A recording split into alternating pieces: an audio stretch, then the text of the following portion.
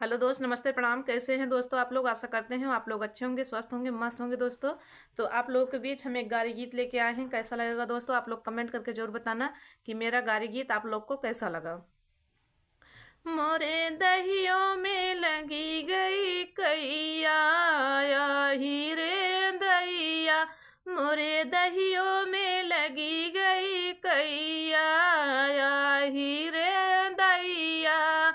समधी अपने बहिनी से पूछे, बहिनी सूतन के दिना कहिया, आही रे दैया। सूतन के दीना बहिनी सुख सोमवारवा हो, सूतन के दीना बहिनी सुख सोमवारवा हो। प्यारे करब बेहा फैया, आही रे दैया।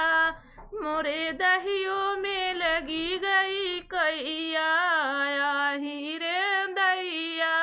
मोरे दहियों में लगी गई कैया, आही रे दैया।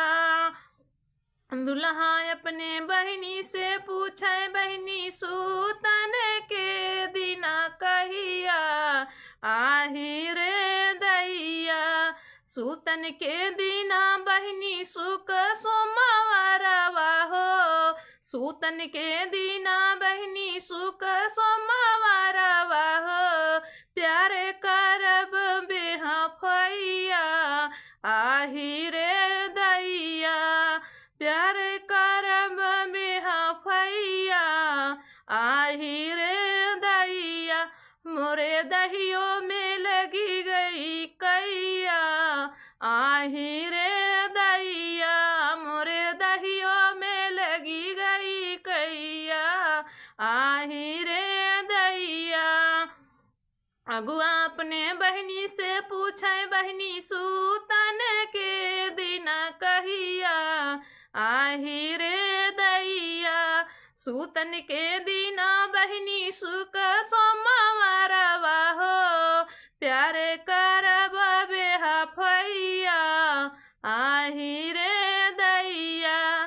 प्यारे करब बेहा फैया, आही रे दैया। मोरे दहियों में लगी गई कैया, आही रे दैया।